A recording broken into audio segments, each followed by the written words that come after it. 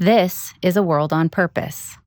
A purposeful life is the most important kind and the most valuable kind of life. Every choice that we make makes a difference, for better or worse. I loved walking in a village and seeing the before and after. This is the podcast dedicated to those humans choosing to live larger by working for the greater good. And these are their stories. Stories of hope and of true change that come from living on purpose. What if you were to suddenly say there are no challenges, there are only opportunities? Regardless of where you come from, your financial identity should determine where you end up in life. I'm your host, Alyssa Fisher-Harris, and my hope is that my inspiring guests will take you on an introspective journey that helps you tap into your own pivot to purpose, bringing greater meaning to your life. Welcome to A World on Purpose. Doug Pitt is no ordinary successful business owner or philanthropist. In this first segment, Doug describes his purpose journey from a business viewpoint. Listen as he shares how his key business practices that are built for profit are blended with his inherent acumen for purpose, and how that can be a successful approach to support philanthropic endeavors.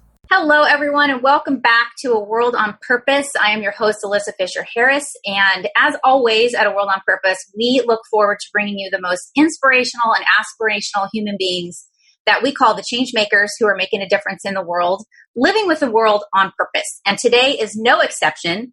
I am so thrilled to have my guest with us, Doug Pitt, who is a successful 30-year entrepreneur, adventurer, philanthropist, and is going to tell us some really exciting stuff that he's been working on and how he has leveraged his for-profit businesses, a myriad of them, into really making a difference in from a social impact perspective. So Doug Pitt, welcome to A World on Purpose, and tell people where you're broadcasting from today. Well, thank you for having me. I'm in Springfield, Missouri. So, oh my God, Kansas City, St. Louis. We're about 3 hours to the south. Oh, that's fantastic. And of course, everybody has to ask what the weather's like back there. We're 80 degrees and sunny today, so no complaints. It's good. You gotta love that. Well, I'm in Venice, and it is the beginning of June gloom. So very exciting stuff for us.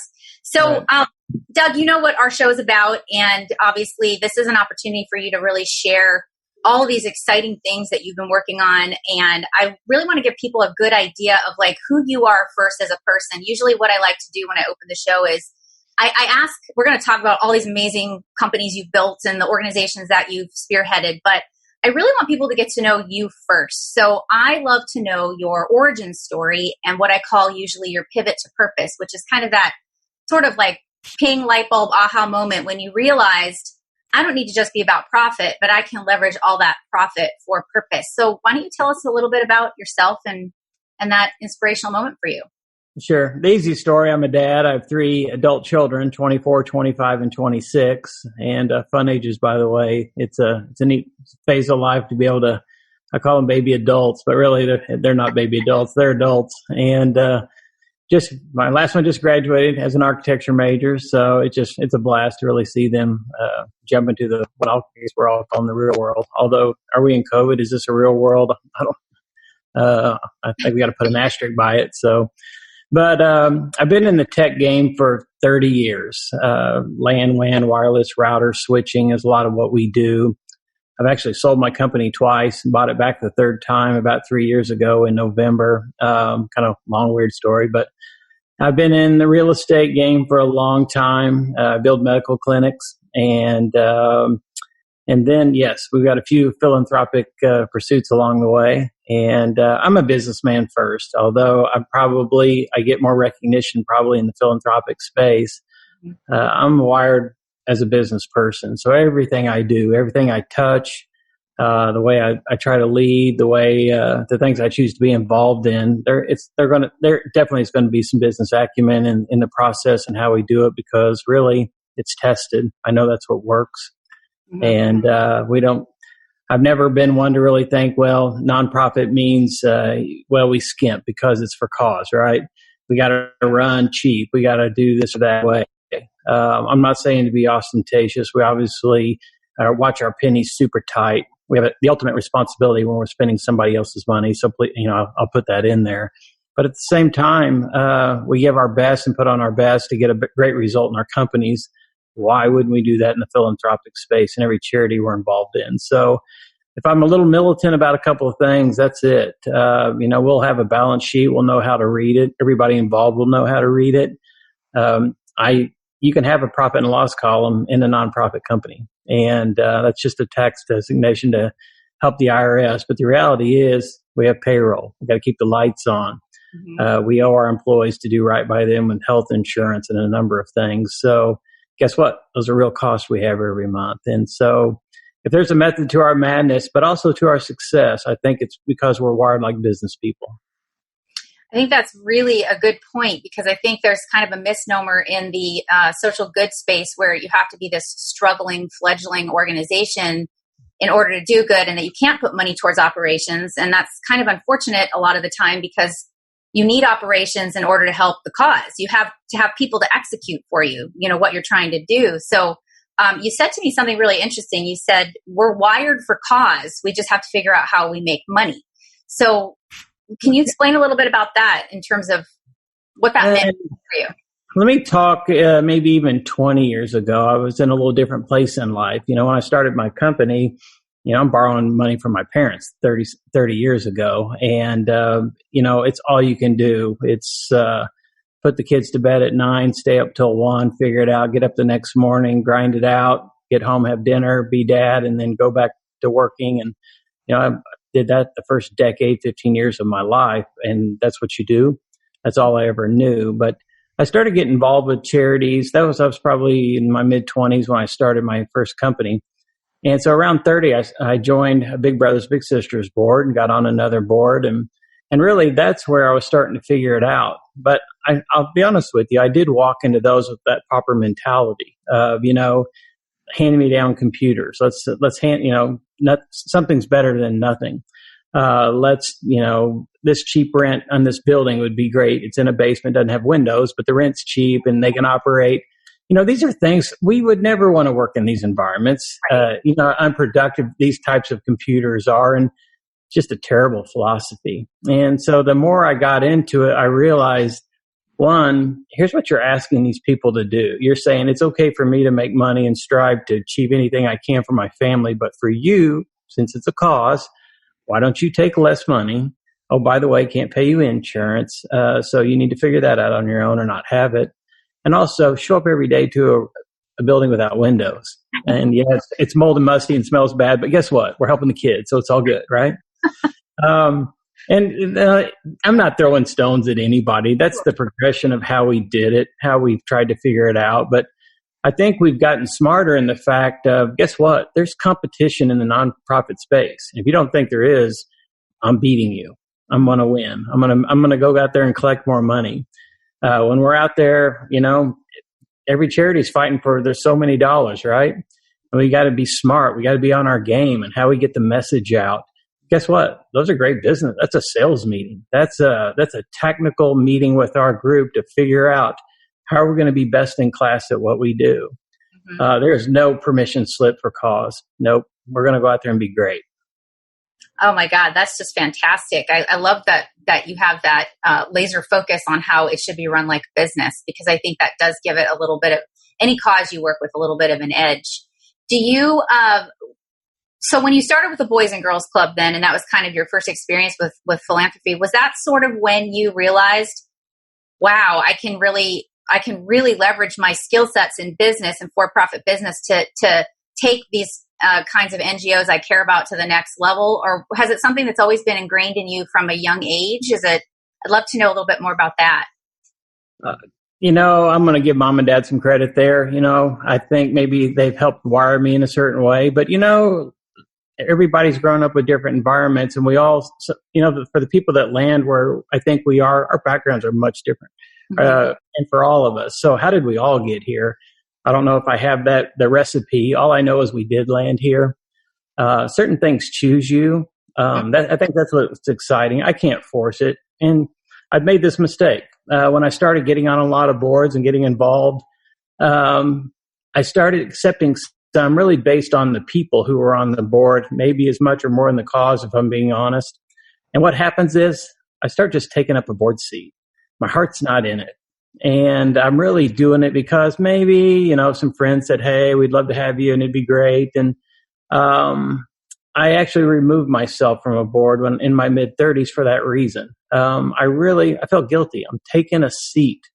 I almost dreaded going to the meetings because I was busy and had a lot going on, and that's just the wrong motive. And so anybody in the nonprofit space, if you have a board, treat those chairs like gold. They are your gold. They're very, very precious. Be super stingy with them. People need to produce. And that can be raising money, that can be in time, that can be both, but they're going to contribute. And if they're just taking up a seat, got to go. And sometimes as board members, we got to be honest. Are we that person? I was that person. So that's very interesting. I think that's such an important note for people, because a lot of times, especially when people create an organization out of something that was an experience in their life, whether it was being touched by cancer or poverty or homelessness, they create a friends and family board first, right? Which is great because everybody's excited and rallying around you, but you realize those are not the people that are going to help ask for money, which is difficult. The beautiful thing is, as you know, water spoke to me. I didn't choose water, it chose me. I was introduced to it and I didn't have a choice. I'm going to do this thing because it became inherent to me. All right, malaria nets, and that's related to our Africa work, but guess what? It doesn't really move the needle for Doug, and but for other people, that's their life mission, and more power to them. We need somebody else to take that mantle, right? Right. So figure out what's pulling at your heartstrings, and obviously that's what you jump into. And for everything else, go to their fundraiser, write them a check if you want to, but stay out of their kitchen. Let them work. That's awesome. So I really wanted to understand too, having this mindset that you have that's so brilliant. When you have built these incredible for-profit companies, and we're going to get into Care to Learn and World Serve in the second segment, and really dive deep into how that developed and the tangible impact that you guys have actually made. I think people are going to be really excited to hear that. But let's talk a little bit about your for-profit side.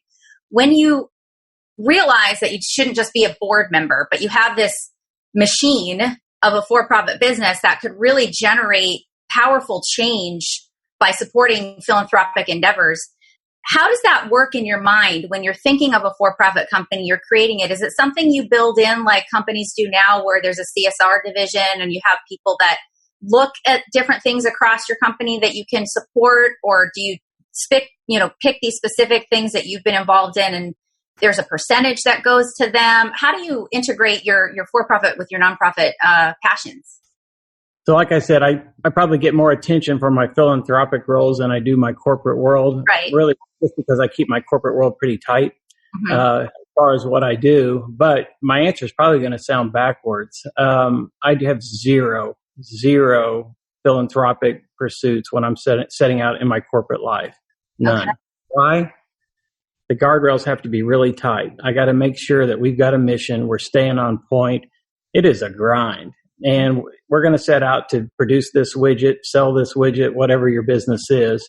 But to be great at it, it needs all my focus. It needs every employee we have designed to do that. And I'm speaking for the small business companies, the 100 employees or less. I mean, obviously, if you're in the Fortune 500 space, you can afford CSR, and that is a mission, and you can pull off divisions to do that. But I'm talking to the majority of small, medium-sized businesses that a COVID shows up in these things. Everything, all your emotion, all your energy, everything's got to be right here. But what happens is, as you find success and have those abilities, and I also say this as the seasons happen. In my real estate company, we build medical clinics. There are times we're right in the middle of the front of the project. Cash is tight. Has all our energy, but then there's other times where we start to finish, cash frees up, we're getting paid, we can relax a little. Which one of those times is better to come ask me for money? I promise at the end. But also, which of those times is better to ask me to help and to be involved? Or when am I going to reach out and say, hey, I love what you're doing, how can I help? It's going to be in that window. Well, the problem is you don't know that window, right? Because you're not following my business world. So that's why you treating me almost like a business as a donor, where you're staying involved, you're keeping me informed, you're not overwhelming me, but you're just keeping me enough attached that when those moments happen, You have that credibility to call on me, and I'm ready to act. That's fantastic. So, speaking of that, I think there's a lot of, you gave a difference between a Fortune 500 company versus a small business. Do you feel that if a small business wants to have some kind of mission-aligned work, that it's more difficult? Do you advise against it, or do you think that some people can pull it off? It just depends on what it is.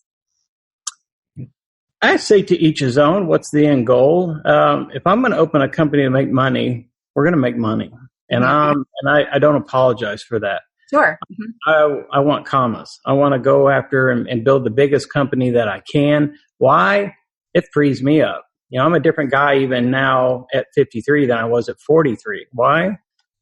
That's another 10 years of some nice development of our companies and success, and it's allowed me freedom financially, but also in time to go out and really do full-time philanthropic work at times if you really want to know the truth. But yes, there are companies that can set up and have a philanthropic goal. I just don't know how sustainable that is. Passions projects tend to vary. Some reality set in. Those people need to eat.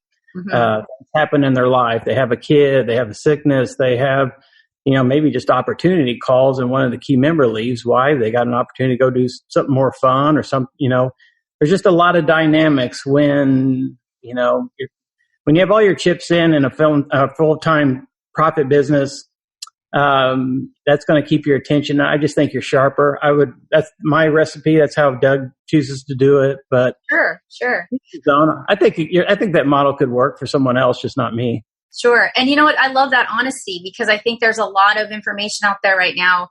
There are a lot of brands and companies that are building their marketing strategies around cause, which I think is important, because a lot of different generations want to know, is my purchase going towards doing something good for humanity? Is it going to make a difference? And it's nice to hear a different viewpoint too, because I think some people are afraid that if I just focus on profit in the company itself, I can individually do, philanthropy. But if I do that, then I'm going to lose some kind of market share, or I'm going to lose some interest. And I love that you said it's to each their own, because I think it can work in both ways. And it doesn't mean that you can't, like you have done, become this incredible philanthropist in your own right.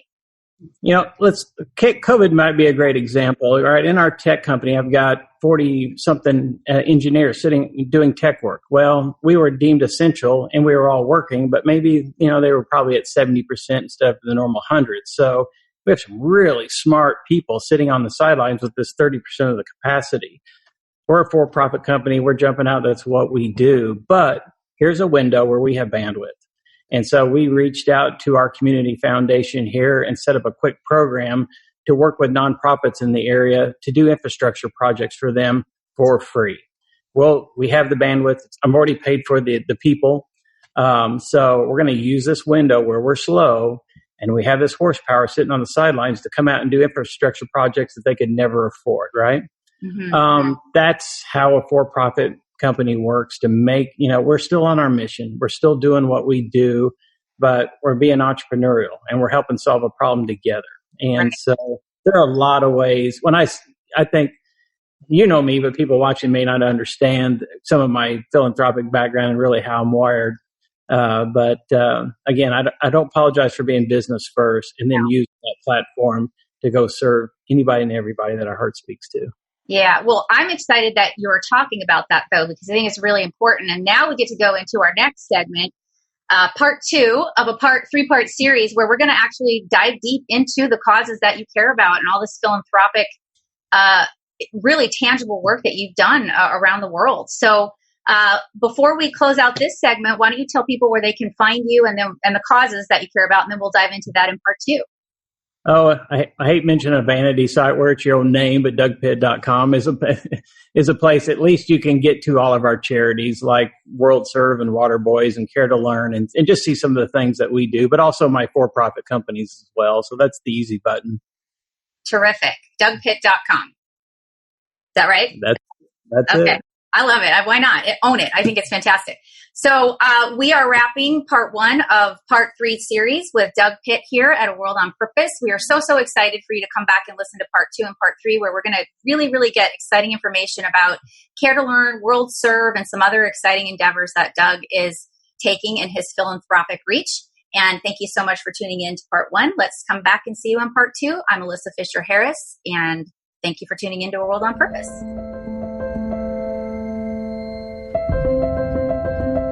Hello and welcome back to A World on Purpose. I am your host, Alyssa Fisher-Harris, and I am here today with my incredible guest, Doug Pitt, extraordinary, successful businessman, entrepreneur, philanthropist, and adventurer, which we're going to talk about later because we have to know about some of the cool adventure stuff he's done.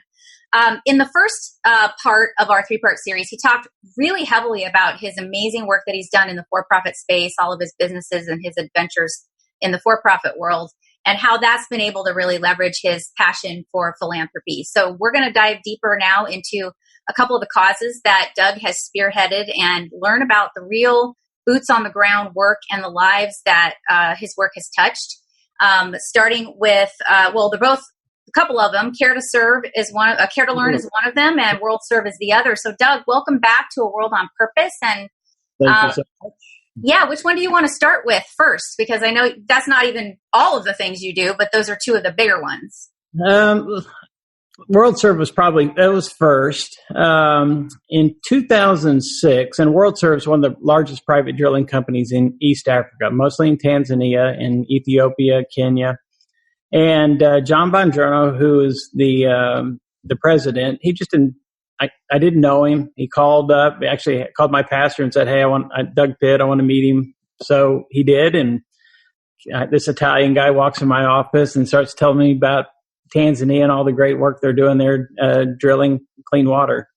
And so he says, I want you to come over with me. Just come see it. And you know how you are. You're like, yeah, that sounds great. Well, he calls me about 5 days later, and he's booking plane tickets. So I thought, wow, okay, we're on. Let's do this. So, but he's smart. And that's our best sales tool. If I can get you to walk into a village, I probably got you. Probably got you in some capacity. It got me a little harder maybe than some. I'd said in the first segment, some things choose you, and water chose me. It spoke to me as a business person. I loved walking in a village and seeing the before and after, how tangible a water well was, seeing the sickness, seeing the work these young girls particularly had to do to go fetch water, the product that they were bringing back. It was it's dirty water we wouldn't wash our cars with, and this is what they have to drink. And just sickness, and then our ability, what happens when you bring clean water? Well, then we can bring in irrigation. We can build sanitation buildings and schools and churches, and a community can thrive. They don't have to be nomadic. They can stay in one place. Girls can go to school, because a lot of times the boy, if there is a chance for any of them to go, the boy will go, but the girls will still work. Luckily that's changing, but we've really worked hard to work on some self-esteem things and help empower girls. And so that's what happens though. They're not, because what would happen before, we would dig a well, it would be a hand pump, a single well, and they wouldn't have to go walk, 2-3 miles a day, but they would stand in line all day for their turn, which meant they still weren't in school. Wow. And so we just had to get smarter as we went along. And now we focus on community well projects that will serve literally 3,000 people in a village, have multiple queuing stations. And that chore for water, once you remove that, then again, it's amazing to see what happens. So as a business person, I loved the tangible difference a water well made. And it just spoke to me how much good can happen with this effort. And so that was in 2006. Obviously, it's, 2000 now, or 2020. So I've been at it a while. I became a Goodwill ambassador for Tanzania in 2010. And that was a neat effort with the government. They'd never had one before. And the idea came about, and that's one of the strengths of being in the water space. Nothing happens without water, right? Right. I don't care if in our bodies. malaria nets or if they're in the electrical. I don't talk about a business. And so with us being pretty good in the water space, it just opened up a lot of doors and great just relationships within the government as well. And so when that was offered, that was cool. Really why it brought some credibility and substance to World Serve and who we are and the work that we're doing. And so it's been great. That's been a 10-year partnership with the government there, and a lot of changes. It's a lot different than working in the United States. Yes, absolutely. Those things take a much greater effort, but it's so worth it, right? Because like you said, these people have access to something that's so simple that we take for granted. They don't have access to it. And so the fact that you did that is extraordinary. And then you expanded it, didn't you, from Tanzania to a couple of other countries? You grew the program? Kenya's always been in the mix. We've always had a big presence in Kenya.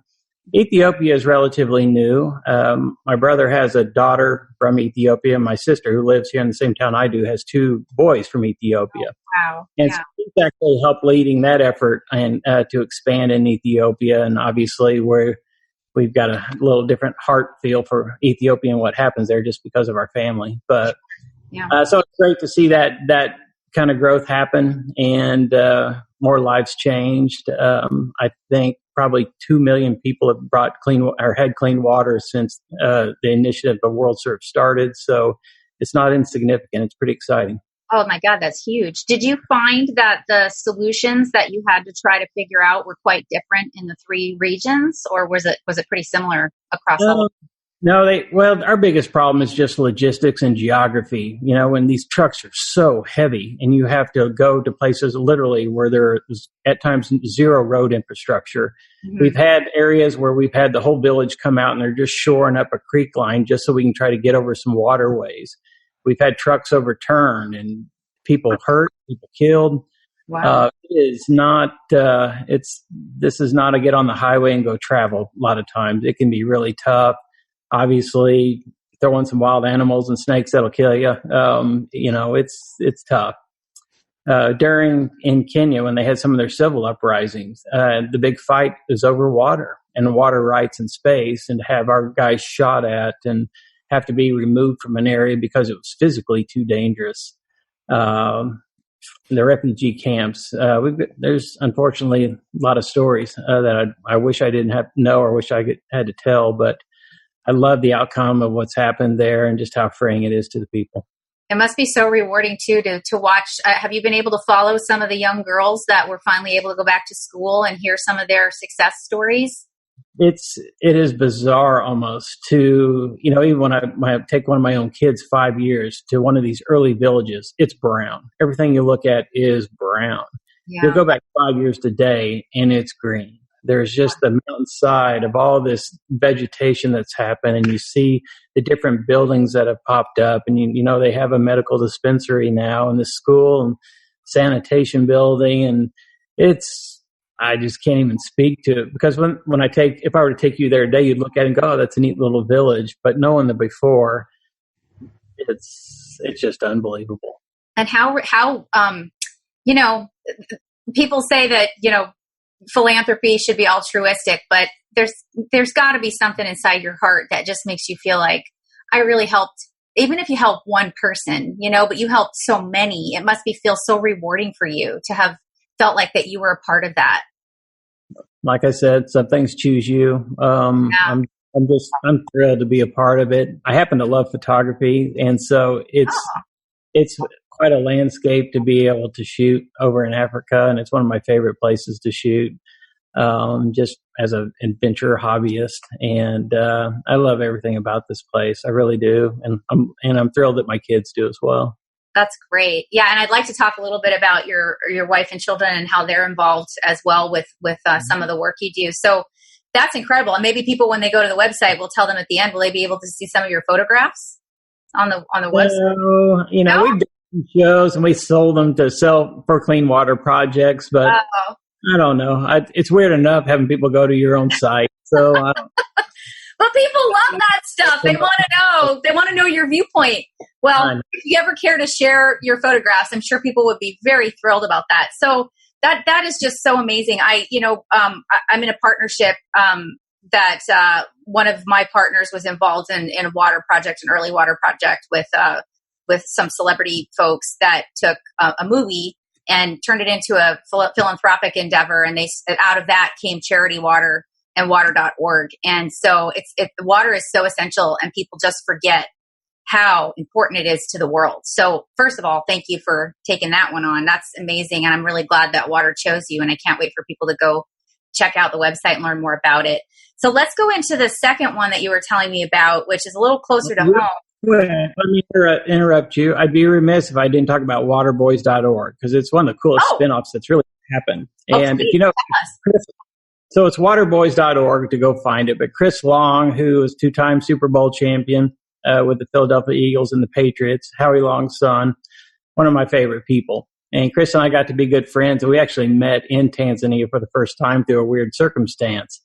But when we got back to the States, he was playing with the Rams, and my real estate office is in St. Louis, and we met up, and he had this crazy idea called waterboys.org, where he wanted to use his locker room to get guys to rally around as Rams to become water boys and take on a project, and then use their social media space and their fandom to bring in money and go dig water wells, and then take that to the next team. So Russell Wilson with the Seahawks and different players from different teams. And I think we're pushing almost 60 well projects at $45,000 a piece since that has started. Yeah, it's been an amazing deal. And then it's now spinning off into other sports. And so we're even now some basketball, we're talking about girls soccer and a number of different things to do that. But check out waterboys.org. Chris has a great podcast, and he's just a funny guy, but he just happens to have a huge heart.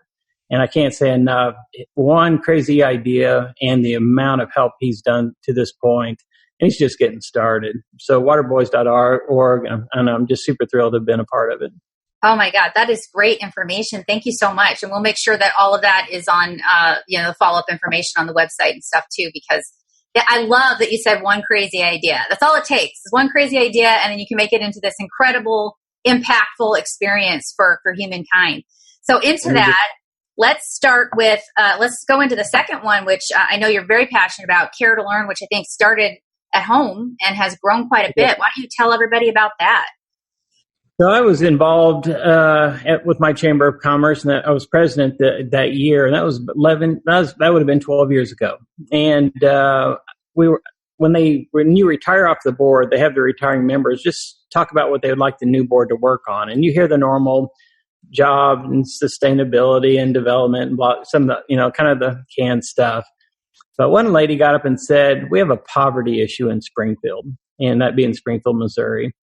And she just started talking about statistics and things. And I got to be honest, I was a little embarrassed. I mean, this is my town. I live here. I'm super involved.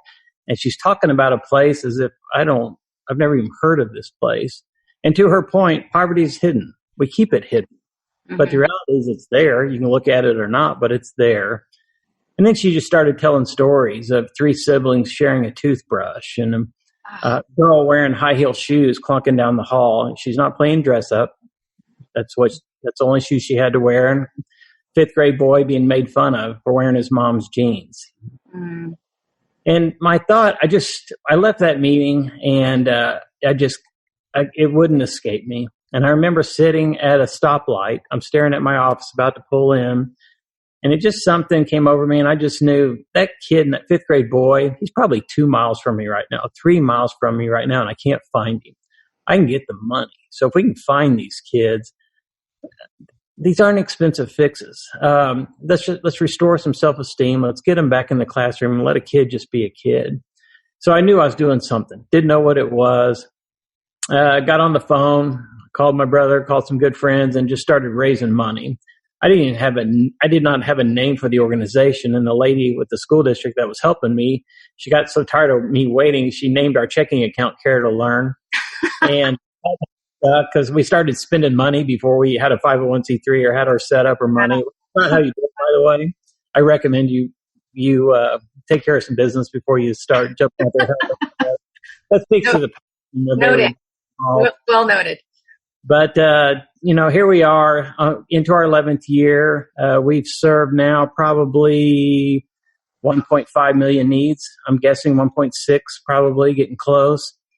And it's just been amazing. So we do health, hunger, hygiene. And like I said about the business earlier, the guardrails, we find out what we're really good at, and that's health, hunger, and hygiene. So a kid shows up to school with any hunger need, any clothing need, inclement weather clothing, medicines, food in the morning, afternoon, food on the weekends, anything that's keeping them out of the classroom or disrupting that experience. The answer is yes. There's no value consideration either. It can be a $3 meal. It can be a $3,000 hearing aid.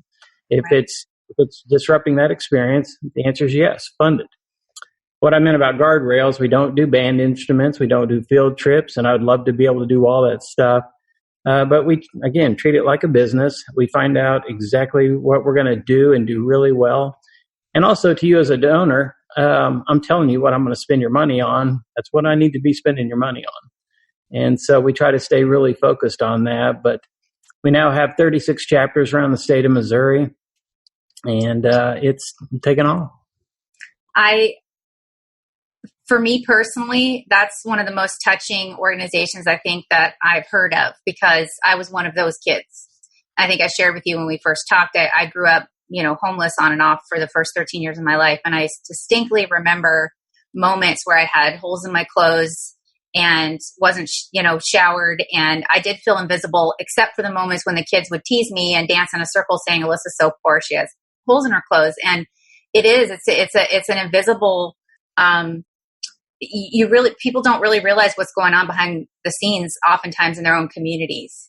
And I just applaud so much that you did that, because those fundamental things that seem so small to other people, like a pair of jeans and not wearing your mom's jeans, that is huge for a young child's self-esteem, huge, in order to feel like they can fit in and be somewhere in the world and to make something of themselves. And I just thank you for doing that on behalf of children that don't have the choice, to get themselves out of it. And it helps the parents too, for sure.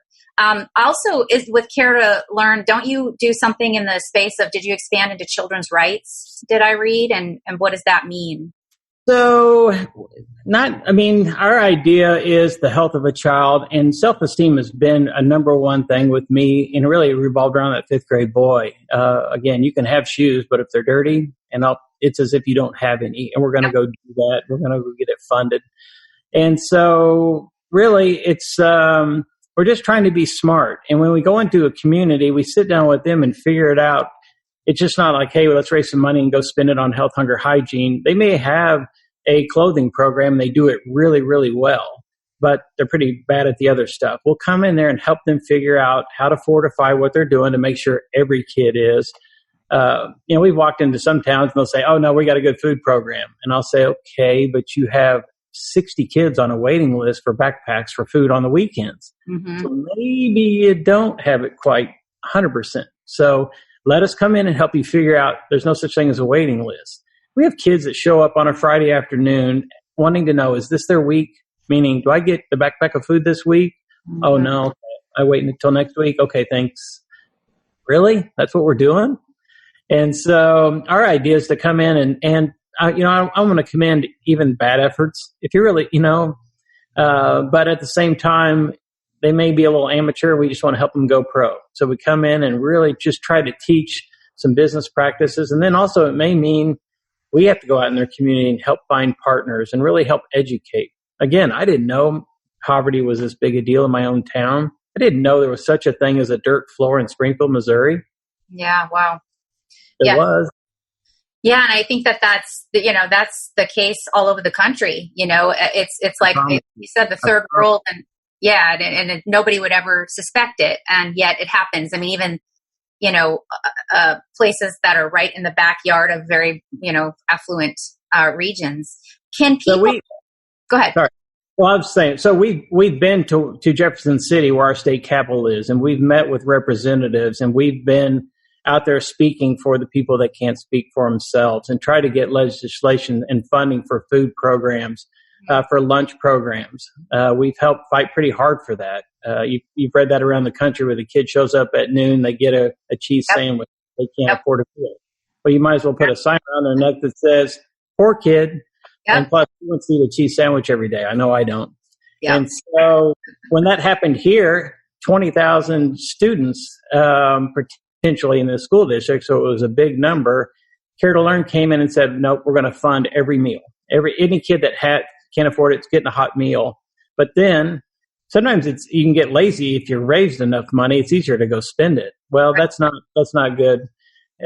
We helped fill that gap, but then we went and worked with the school district, who was awesome, and they went and helped us fight in Jeff City and help get the funding to take that back over so there are no cheese sandwiches. Then we can pull out and move on to something else. And that's just part of being entrepreneurial. And again, treating your nonprofit like a business. I think that's fantastic. And I, as we wrap the second segment, I want to go a little bit into, in the third segment, a couple of questions. I have additional questions about Care to Learn, but the cheese sandwich comment. I mean, I always have this comment about feeding the quote poor is that you can feed people, but they can still be starving because they aren't getting any nutrients. So I love that you took that angle as well. And let's wrap this segment with telling people where they can find Care to Learn and find you and World Serve. And then we're going to go into some other exciting things in the third segment. Sure. My site's just dougpitt.com, and you can get to World Serve, Waterboys, or Care to Learn from there. But as we're talking about Care to Learn, caretolearn.org.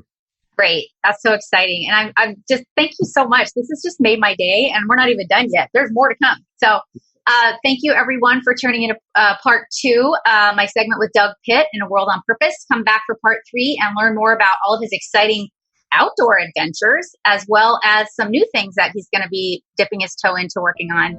We'll see you soon.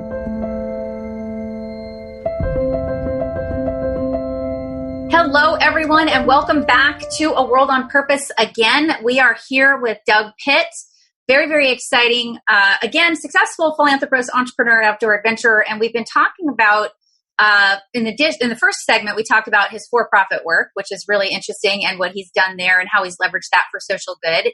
And then we dove deeper into 2 of the causes that he's extremely passionate about that he spearheaded. One of them, he says, found him, which is really wonderful. So make sure you go back and listen to those if you haven't heard them yet. And I want to start part 3. We're going to talk about some of the new things that you're kind of dipping your toe into, working on.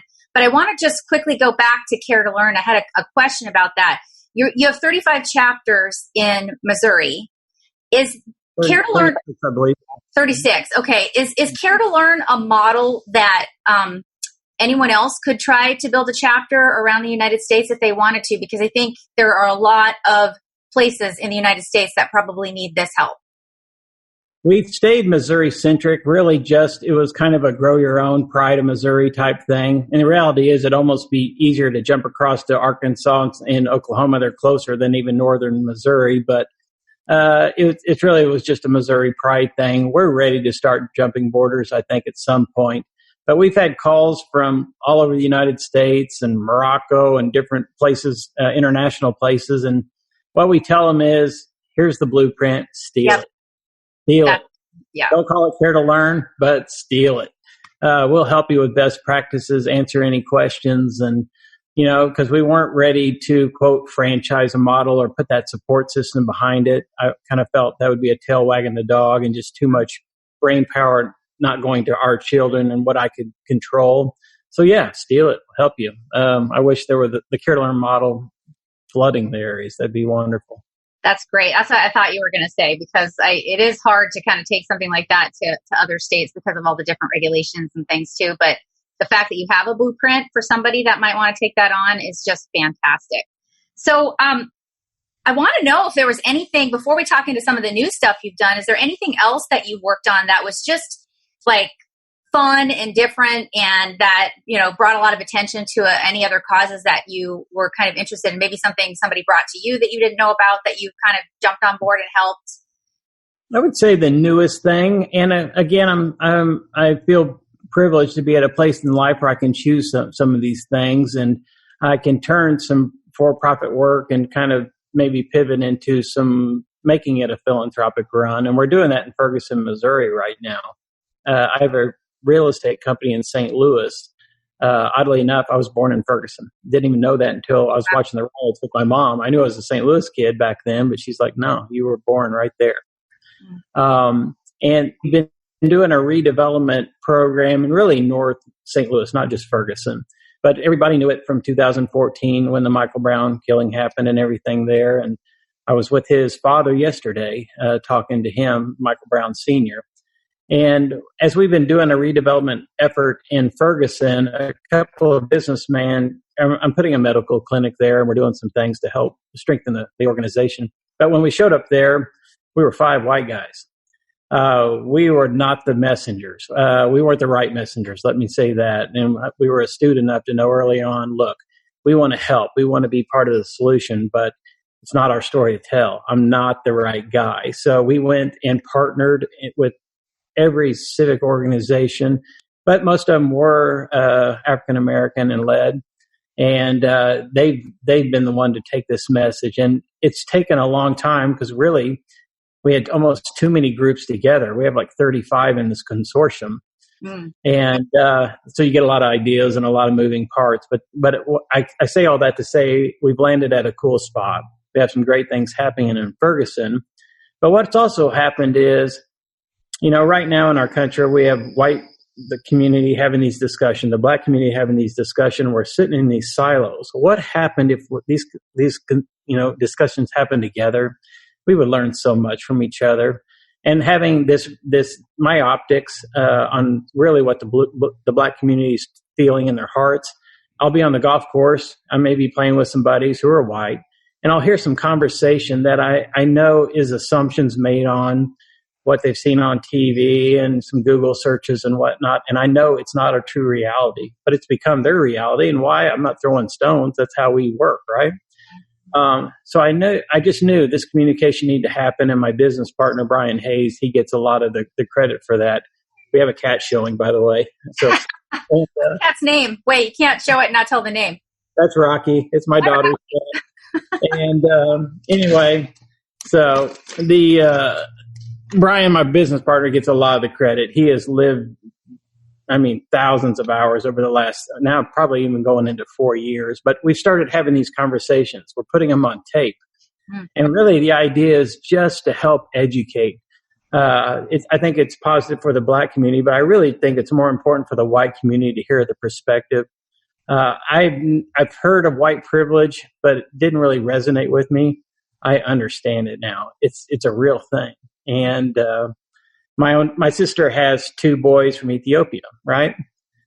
She lives just right down the street. Well, I've never had to have a talk with my kids about not wearing a hoodie, about if you get pulled over, here's how you do it. You keep your hands on the wheel. You don't go get gas in this neighborhood at a certain time of night. Getting ushered to the back of a restaurant when you come in. There's just things that happen every day that a lot of times I think the white community says, really? Maybe not. I promise you it's real. I've heard this story time and time again. And I think it's our responsibility to open up our mind and our brains as white community and say, okay, I may not get the whole story, but I want to understand it. And it's going to be a slow process. So that's what we're trying to do in Ferguson. And I've spent 2 days there just coming back. And I don't care if it was a stranger I walked up on or someone we scheduled an interview on. Their heart is, thank you. Let's do this. Let's talk. I met 18 different people probably in the last 2 days from Ferguson, and half of those I didn't know. 2 of them were from a Black biker gang, 1%er. Wow. And they couldn't have been sweeter. They couldn't have been more passionate and more, we're all in this together. I heard one of them say, all lives matter. And I was like, no, I think it's Black lives matter. And usually we've heard this from the white community. But that just speaks to, they want to fix, they want to be understood. And so that's what we're working on now. Great. And I think it was the word when we first spoke, when you talked about this, was a dialogue, right? It comes down to dialogue. Absolutely. We have to know how to speak to each other as human beings. And there are some nuances. We will never know what it's like to be in anyone's shoes, no matter where you come from. Everybody has their own individual experience, period. But I love that you're doing that. Are you turning it, obviously you're doing the clinic and stuff and specific work in there. Are you turning this dialoguing thing into a project? That's what we're just testing right now. Sorry, we got cat point 2 here, 2.0. That's kind of what we're trying to figure out. We don't want to force it, but if there's something healthy that can be had by this dialogue and showing it, then we'd love for that to happen. And again, I'm getting the encouragement from that community to do it, which is great. We don't need any more vanity projects. What's funny is they say we don't need any more computer labs. We don't need any more recreational centers. We need help. We need infrastructure. We want to own our own businesses and own our own homes and help us thrive in a business community. And there's just a dialogue that needs to be happening. So we're all on the same page, working for the same goal and not what we think people need. Yeah. Black, white, any race. We can be better. We can do better. And the good thing is, I think most people want to look at the rallies. And I love the fact here in Springfield, we had almost 5,000 people show up, and 90+% of it's white. Of course, they're younger, and they're the group to figure it out. Exactly. I'm the old guy to kind of help guide from the background, but I love the fact that we're seeing this kind of momentum. It's time. It's great, and obviously your kids are in that age. Were any of them out there, or? Yeah, I had one of mine went with me even on this trip and has been very involved, and exciting. I want to help guide. I think that's great. You know, hopefully when things come from a pure intended place, they're well received usually. And I think it's so important that you're doing that, especially now. It's such a different, it's the time. The time is now, clearly. I mean, it should have been earlier, obviously, and I even think I read an article yesterday that Google just put a huge amount of money towards Black entrepreneurship, which I think is so, so important. And even organizations like what you're doing with Care to Learn, you know, starting with those young kids in those communities of all colors to know that they can be anything that they can be, and helping them understand. So it's great, all these things that you're working on. I'm so, so proud to hear about it all and know you and share these stories with the world, because I think it'll inspire everybody to feel like maybe there's something I can do, which is kind of what we're here for. So on that note, to talk a little bit about some exciting, like different things, I hear a rumor that you're an outdoor adventurist. Like you've climbed Mount Kilimanjaro or mountain biked it or something like that. We have to know about that. Mountain biking's kind of my deal. We all have what our little hobbies are. And I was introduced to biking probably 10 years ago. And it just, when I do stuff, I tend to go a little overboard. I'll admit it. But I love biking, and particularly mountain biking. It's just, when I need to reset, I'd rather be in the woods, often by myself, and just riding. And so with Tanzania and Kilimanjaro being there, we had the opportunity to climb it. Well, if you're going to climb it, it'd be awful nice to bike down it. So bikes at the times were illegal, though, and you couldn't bike it. So we arranged through the government to be able to do it. And the idea is, if we're going to do anything, let's make it a fundraiser. And so we raised a bunch of money, and it was a blast. I would have paid to do it. So the fact that we made money doing it was awesome. And really, that was the first test to do it. I think that one raised $750,000. Wow. Then we got some more people involved and actually did a ride dedicated for that. So I've been lucky enough to get to do it twice. Mm-hmm. I climbed Kili a year ago, January, with my son. I had to walk down. Not near as fun. That's fun. Right. How do you get the bikes up there, though? If you can't, do you hike them up and then ride them down, or do you? There were certain portions that we rode, and it would have been fun to try to ride up. But they're so worried about you being in their job is to get you to the top. So you get the sign, and they were worried about people just, their body's not handling it. Because we've had triathletes not make it to top of Kili. I've had a 65-year-old woman who was not in good shape make it. So sometimes your body just says nope at that kind of altitude. And so they thought on the bikes, oxygen-wise, it'd be a little tough. So we just rode some fun areas up. The porters helped carry them. And then he started at the sign and head down. And it was amazing. Crashed a lot, but it was fun. Very cool. Well, I've been an outdoor athlete my whole life, rock climber, skier, mountain biker too. So having heard that story, I was pretty impressed, because I don't even know if I'd have the guts to ride a bike down Mount Kilimanjaro. So nice work. And turning it into a fundraiser, that's just genius as far as I'm concerned. I love that. if you're doing anything else in the future that has to do with outdoor athleticism as a fundraiser, I want to know about it. So keep me informed. Pardon? No, I love it. We'll do it. Yeah, sign me up. I'm in. But I kind of wanted to close with, this has just been so informative and so cool, Doug. Thank you. I can't thank you enough for sharing all of this. I can't wait for everybody to see it, because I think that they'll be really inspired and have some great nuggets that help them learn how to, implement their pivot to purpose. But, with anything in life, there are challenges, obviously, as we're building a business or a nonprofit or even in, marriage or whatever it is.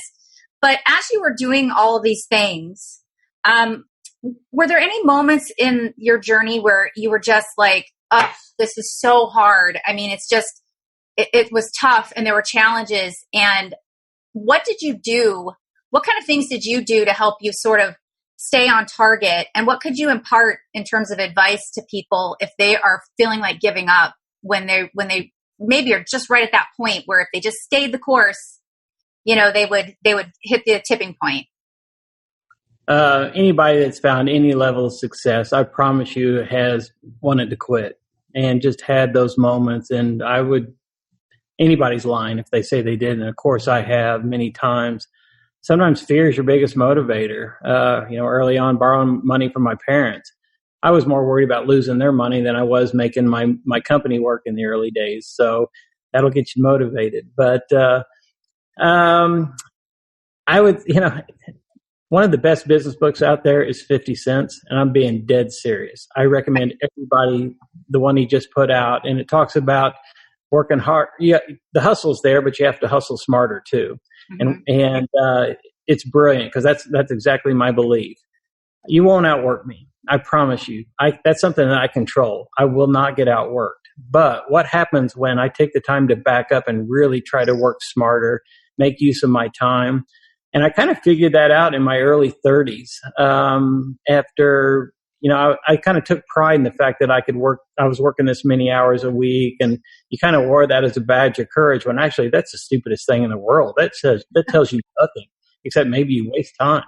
Mm-hmm. Where was I really efficient? How do I measure success? By being with my family. But also by the register and my company, how well we're doing. So that's what moves the needle. What gets us there? The rest of it is just vanity, and actually stupidity. You can brag all you want about your gross sales and how many employees and whatnot. I'm going to stay real quiet and talk and know about my net sales and know what it took to, if I can accomplish with 40 employees what you did with 400, I win. Pretty impressive. Those are my two things. And I just happened to read his book. I love biographies of any kind. I love biographies, from rock stars to scientists to actor. It doesn't matter. And so just reading, I picked up 50 Cents thinking it was biography, and it ended up being a business book. And wow. I really don't like business books per se, and I'm not picking on them. Just a lot of those people haven't achieved, kind of, and been in the fire, I think, like I have been in the fire. So if I'm going to learn from somebody, I want somebody that's been there. Right. And that's why I like biographies. I like to hear what they did right, hear what they did wrong. So I picked up his book thinking it was a biography, and it ended up being a business book. And it's been so good, I can't shut up about it. So work hard. You control that, but work smart. The details matter. And, find those passion project things that move you. That's really the goal that keeps you going, right? Mm-hmm. If it's doing something for a paycheck, that motivation is not going to be there. And there are times you have to take those jobs. You have to eat, and that's part of paying the price. And so while you're doing that job that you really hate, or really maybe it's not, that's not what you're called to do, you do it for a season. But in the meantime, start working toward your goal in baby steps. And, look, things take time, but at the same time, you're not going to get there if you're not taking those baby steps. So that's right. Work hard, work smart. I love that. And it's kind of like your side purpose instead of your side hustle. It's your side purpose. So I love that. Yeah. I'm going to have to hashtag that, I guess. So I just want to get people very excited. This is the part of the show as we close here where we can actually not just have people listen to you and be inspired, but how they can be mobilized to action. So what would be something that you would ask of our audience to do for some of the causes that you mentioned here today? What can they do to support you? We have a lot of great energy around waterboys.org. I talked about it earlier with Chris Long. Go to waterboys.org and see what we're doing. You can have an immediate effect in a family in Africa by supporting a water well project. And any of the projects that Waterboys are doing, it's just fun. It's a great group of guys, and I can't tell you the wonderful, great things that are happening there. So get there, and obviously they work with World Serve, our organization, and raising money. I love that. On the Care to Learn side, if you're not in Missouri and don't have a Care to Learn chapter, obviously support us if you do. But if not, go find somebody in your community doing these kind of things. I promise you, poverty's hidden, but it's there. Go find it. Just make it a point that you're going to make that difference. It's too easy to have that passion, but then all of a sudden life gets in the way and you kind of go back to your grind. Just make a point. Nope, I'm going to stay with this. I'm going to find it. If it's one kid, it's one kid. If it's 100 kids, do what's in your reach, but go make that difference. That's right. That's so beautiful. Thank you so much. And with that, tell people one more time where they can find you and all these amazing causes, and then we'll close out the show. The easy button is dougpitt.com, and from there you can see the different things I'm involved in, but then also the different charities that we are, and go check them out. They're worthy. That's fantastic. They definitely are worthy, and so are you. And thank you so much, Doug, for your time today. I'm just so honored to have you here and to hear that somebody's really doing it out there and all this great advice. So everyone, thank you so much for tuning in to A World on Purpose with our guest, Doug Pitt. Please go to A World on Purpose website where you'll be able to find all this information that we talked about today, show recap, and learn more about Doug and his work. And I'm your host, Alyssa Fisher-Harris. Tune in again next time for another inspiring human being just like Doug. Well, not just like Doug. It'll be a different, but we're really, really grateful for your time today. Thank you so much, and we'll see you again soon. Thank you for taking this journey into A World on Purpose with our incredible guests. To learn more about our amazing guests and their inspiring purpose-driven work, please go to aworldonpurpose.com. Don't forget to look at our call to action of the week to mobilize your desire for purpose into action. A World on Purpose can be found on Apple Podcasts and all the major podcast platforms, and the video version can be found on YouTube. If what you heard today inspires you, please write a review and like and share on the platform of your choice. We'd love to also hear from you and learn your pivot to purpose and the meaningful work that you do that lifts humanity. Send your stories to info@aworldonpurpose.com. I'd like to thank our World on Purpose team for making this show a reality. Once again, I'm your host, Alyssa Fisher-Harris. Thank you for tuning in to A World on Purpose. I look forward to seeing you soon.